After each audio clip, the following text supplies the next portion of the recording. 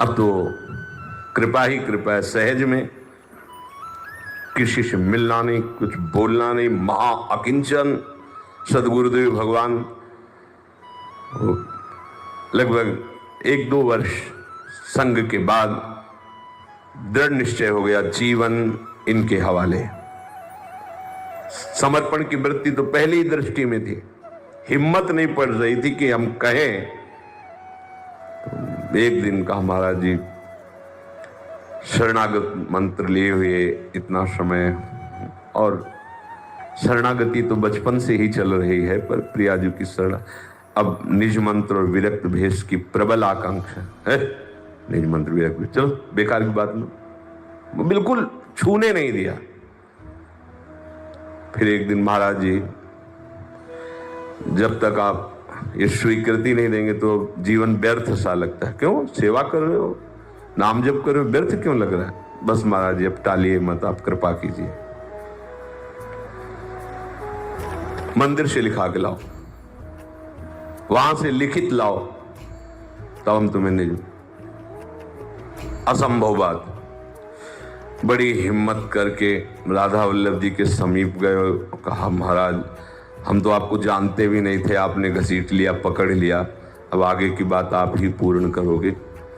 नीचे मिठाई की दुकान थी, उनसे कागज लिया और पेन मांगा, और जेब उसमें झोली थी, उसमें डाला कि लिखित आज ले जाना है गुरु जी के पास। गोसाई जी के चरण पकड़ के बैठे, महाराज जी निज मंत्र, आगे का शब्द पूरा नहीं कर, बोले हाँ वो महाप्रभु का जन्मदिन है, उस दिन दे देंगे। आप क्या बोले? प्रणाम किया, उठे बैठे, सामने बारंडे में बैठे राधा वल्लभ जी, कहा कि आपसे कहा था, फंसा दिया, आप क्या बोले? हम आप क्या बोले? जो कह रहे हैं तो आप क्या बोले? महाराज हम जी नहीं सकते, राधा वल्लभ जी हम जी नहीं सकते, अब आप संभालिए। तुरंत बल आया अंदर, कागज निकाला, लिखा कि हे कृपामयी लाडली जू, आप हमारी जीवन धन हो। जैसे आपने मुझ अधम को कृपा करके स्वीकार करके अपनी शरणागति दी, ऐसे ही मुझे कृपा करके आप आज्ञा कीजिए कि पूज्य महाराज जी से मैं निज मंत्र और विरक्त भेष लूं, और ये हमें स्वयं आपने ही आदेश किया है श्री जी के लिए। गोसाई जी को जाके, तो तुम चिंता क्यों करते हो? ऐसे लगा, एकदम बात पलट गई, कागज देखते एकदम उनका, हम है ना, हम कह देंगे, हम इस पे दस्तखत करके लिखो। महाराज जी ने कहा लिखित आदेश चाहे, लिखित क्या, शाम के आएंगे, हम बात कर लेंगे, बात कर लेंगे। महाराज जी ने कहा कि संतों का सेवन किए बिना हम निज मंत्र नहीं दे सकते। कहा क्या सेवन करें? भिक्षा मांगो पूरे वृंदावन की दुकानों में, और फिर हमें बताओ कितना वस्तु प्राप्त हुई, फिर उतने संतों को निमंत्रण करो, उनको पवाओ, उनकी आराधना करो, तब निज मंत्र देंगे।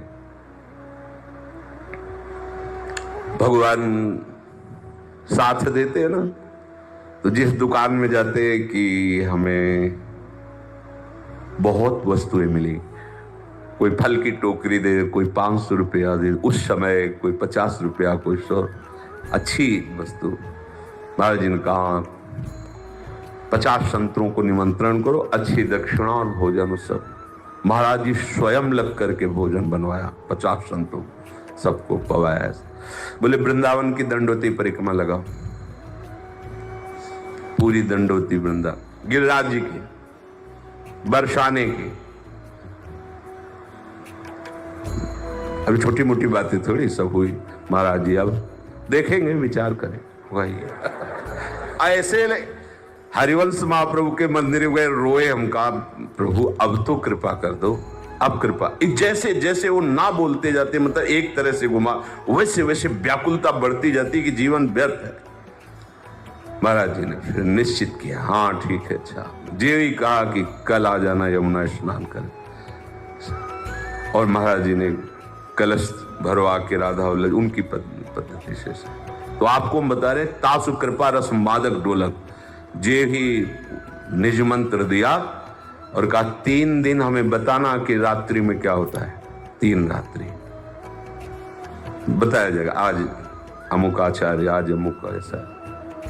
जे ही मंत्र मिला, मेरी वृत्ति ही गायब हो गई और बहुत समय तक सहचरी भाव की एक ठसक अद्भुत, एकदम तासु कृपा रस मादक देखा है, तासु कृपा रस मादक डोलक। ये तभी संभव है जब वो ये देख लें कि ये मेरा है। बस इतनी बात है, वो देख ले कि मेरा है। मन वचन कर्म से अपने जीवन को उनके चरणों में अर्पित, तो बस तासु कृपा रस माद, ये किसी साधना से नहीं हो सकता, समझ लो। और गुरुदेव को कभी मनुष्य न मानो। वैसे तो तत्वतः सब में प्रभु है, पर सब में जो प्रभु हैं वो मेरे कल्याण करने के लिए इस रूप में बैठे हैं। वो जब तक कृपा कोर नहीं करेंगे तब तक हमारे अंदर कोई भी रस वृत्ति आने वाली नहीं। जैसे भूसी कूटने वाला कभी भी चावल नहीं प्राप्त कर सकता, ऐसे ही गुरु आज्ञा का उल्लंघन करने वाला चाहे जितना परिश्रम करे वो व्यर्थ ही रहता है।